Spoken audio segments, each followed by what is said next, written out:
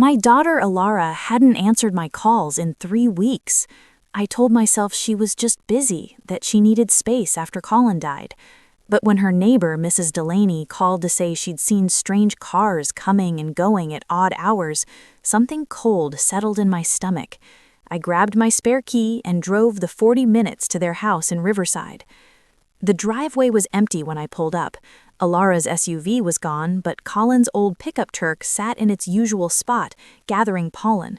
I knocked twice before using my key. The house was quiet. Too quiet. No TV humming in the background, no coffee maker gurgling, just silence. I called out, "Elara, it's Mom!" Nothing. The living room looked normal at first glance, same gray couch, same family photos on the mantel, but then I noticed the dust. Not just a little dust, but the kind that settles when no one's been home for days. The picture of Elara and Collin from their wedding day was coated in it. That wasn't like Elara. She'd always been meticulous about keeping things clean. I walked through to the kitchen. The fridge was stocked, but when I checked the dates on the milk and eggs, they'd all expired 2 weeks ago. A bowl sat in the sink with cereal stuck to the sides, hard as concrete. The trash can was empty, but it smelled like something was rotting somewhere. That's when I heard it, a faint scratching sound, rhythmic and deliberate. It was coming from below my feet. The basement door was in the hallway. I'd never paid much attention to it before. Elara and Collin used it for storage, kept their Christmas decorations down there, old boxes of Collin's college textbooks. But when I reached for the doorknob, I froze. There was a padlock on it, a thick industrial padlock securing a hasp that had been screwed into the door frame. Recent screws, too. The wood around them was fresh and pale.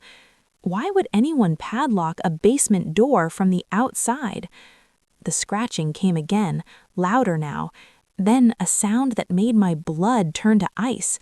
A weak, hoarse whisper. "Please." My hands shook as I pulled out my phone and dialed 911. "I need police at 847 Maple Drive in Riverside. I think someone's trapped in a basement." The operator asked me questions, but I barely heard them. All I could focus on was that voice. I knew that voice.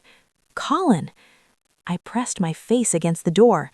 "Collin, is that you?" The scratching stopped. Then, so faint I almost missed it. "Dorothy." I tried to break the lock, but it wouldn't budge. I grabbed a hammer from Collin's toolbox in the garage and beat at it until my arms ached. The police arrived 12 minutes later. It felt like hours.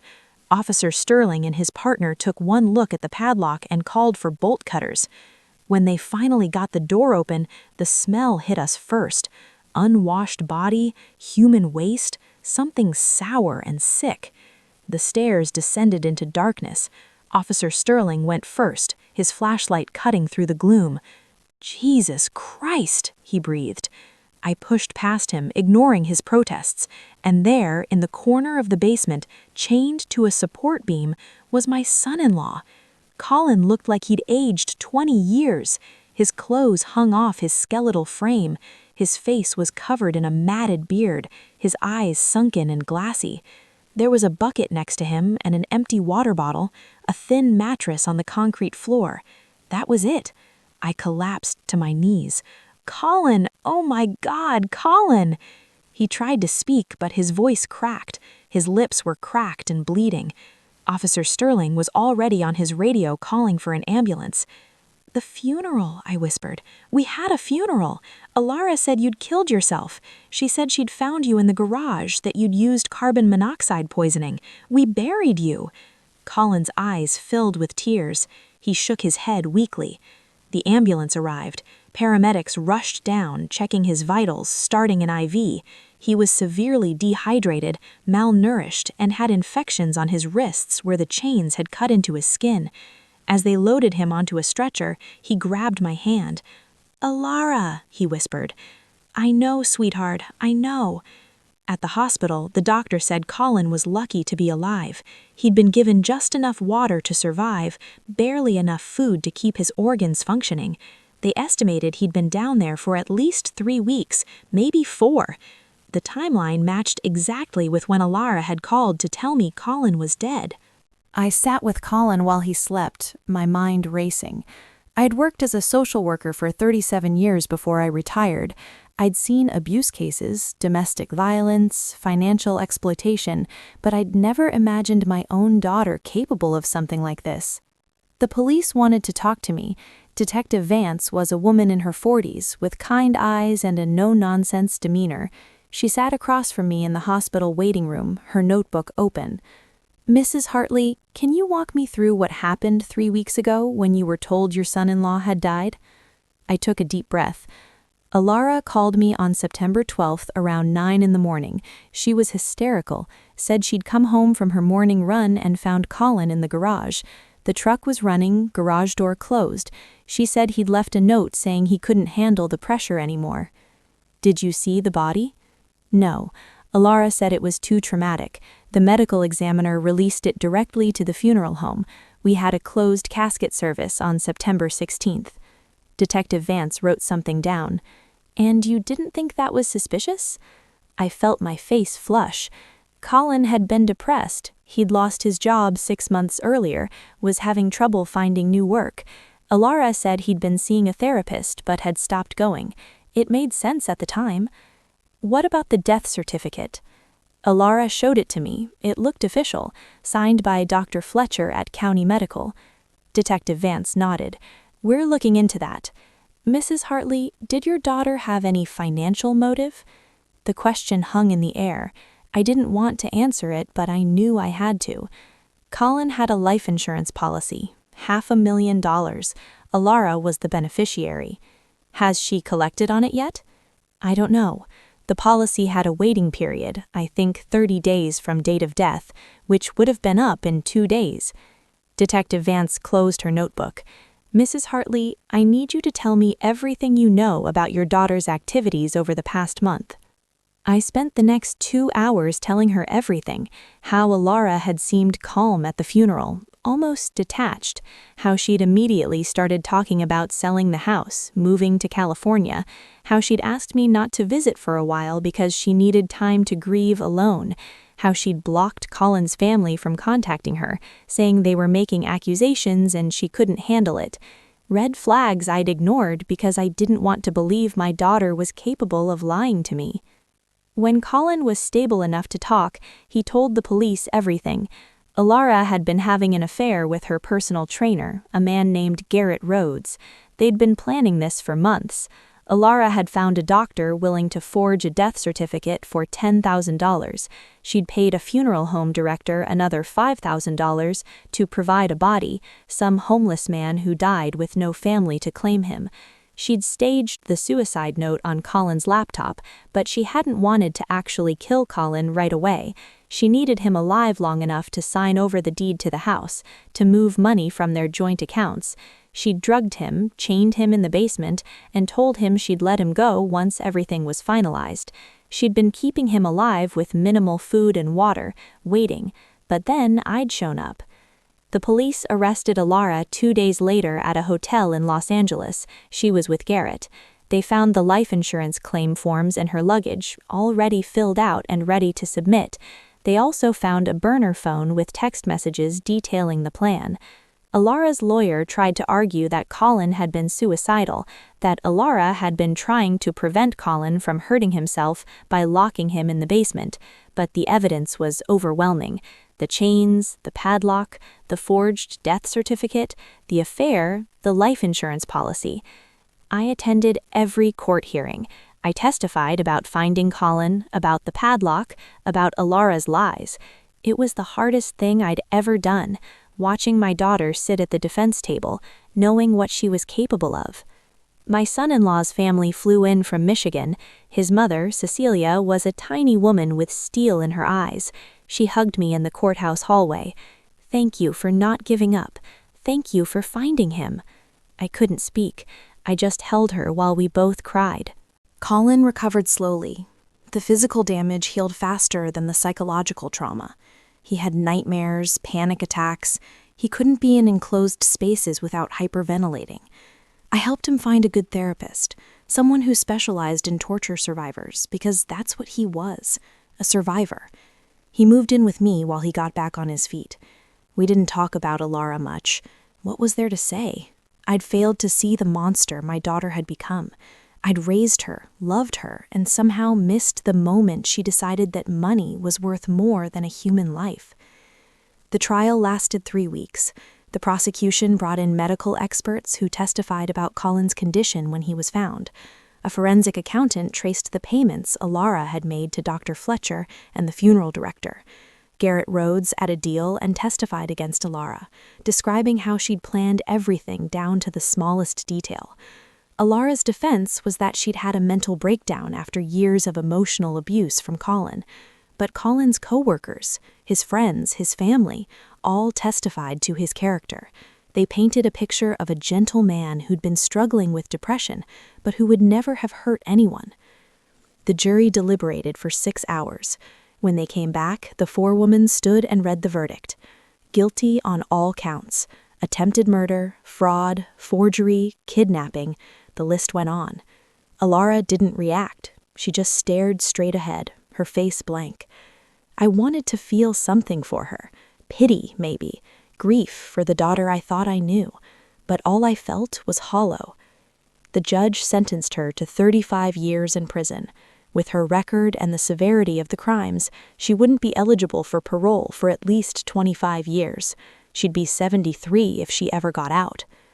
Garrett Rhodes got 15 years for his role in the conspiracy. Dr. Fletcher lost his medical license and got 10 years for fraud and filing false documents. The funeral director got 5 years, and his business was shut down. I sat in the courtroom as the judge pronounced each sentence. Collin sat beside me, his hand in mine. Cecilia sat on his other side. We were a family now, bonded by trauma and survival. After the sentencing, reporters crowded the courthouse steps. They wanted to know how I felt, what I wanted to say to my daughter, whether I'd forgive her. I ignored them all. Collin needed to get home, away from the cameras and questions. In the car, Collin finally spoke. "Do you hate her?" I thought about it. Did I hate Elara? I hate what she did. I hate that she threw away her humanity for money, but she's still my daughter. I don't know if I can ever forgive her, but I don't hate her. I just feel sad.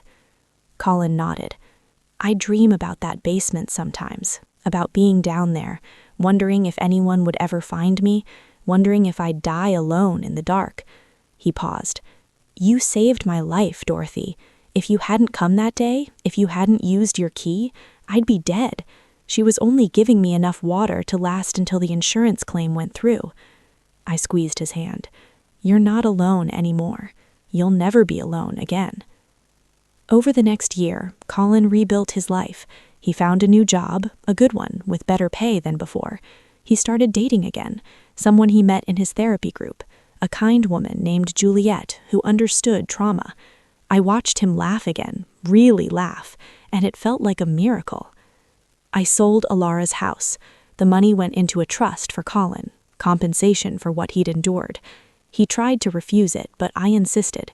It was the least I could do. I also started volunteering at a domestic abuse shelter. My years as a social worker had taught me to spot warning signs, but I'd missed them in my own family. I wouldn't make that mistake again. I helped other women and men escape situations like Collin's. I became an advocate for survivors. Collin and Juliet got married 2 years after the trial. It was a small ceremony in my backyard, just close friends and family. Cecilia made the cake. Collin's brother Wesley was the best man.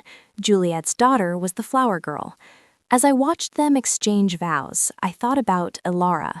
She was in a maximum security prison 3 hours away. I'd visited her once, 6 months after the sentencing. She'd refused to see me. The guard said she spent most of her time in the library reading. She'd written me 1 letter since then. It was in a drawer in my bedroom, still unopened. I wasn't ready to read it yet. Maybe I never would be. But standing there in my backyard, watching Collin kiss his new wife while everyone cheered, I realized something. Elara had tried to destroy Collin. She chained him in the dark, starved him, left him to die. But she'd failed. Collin had survived. He'd found love again. He'd found joy. That was my daughter's real punishment, not the prison sentence, not the loss of her freedom.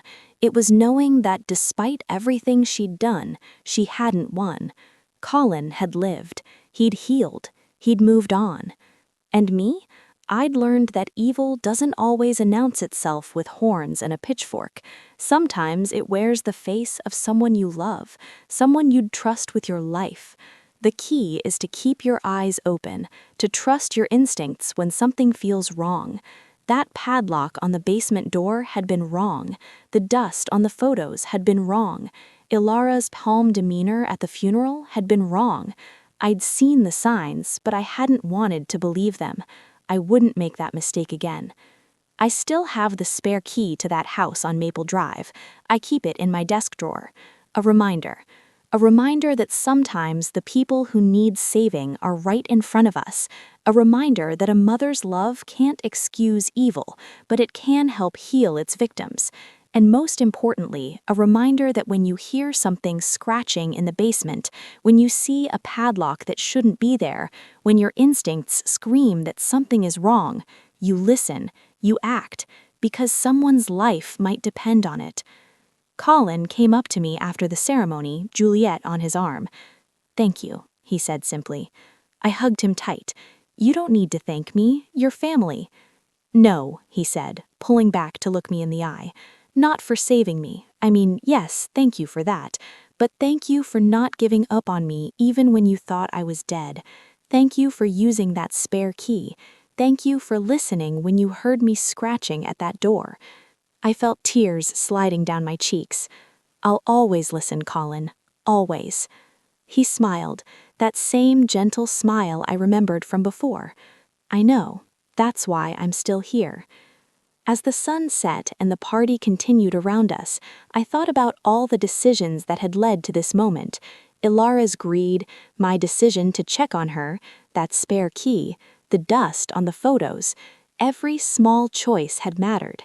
Every instinct I'd followed had brought us here. I'd lost a daughter, but I'd saved a son. And in the end, that was what mattered.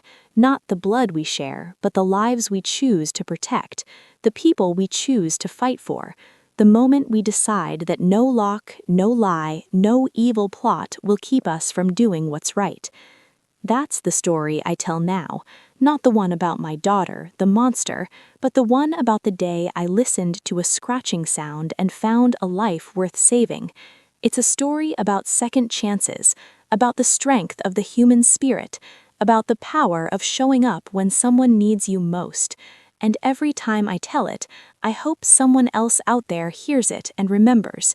Trust your instincts. Check on the people you love.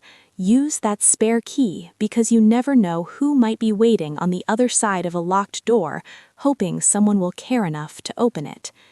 Collin is safe now. Juliet loves him. Cecilia visits every month. We're a family bound not by blood, but by survival and choice. That's the ending Elara never saw coming. She thought she could write the story, but she forgot the most important rule. The story isn't over until the survivors say it is. And we're still here, still writing, still living, still loving. That's our victory. That's our justice. That's how we win.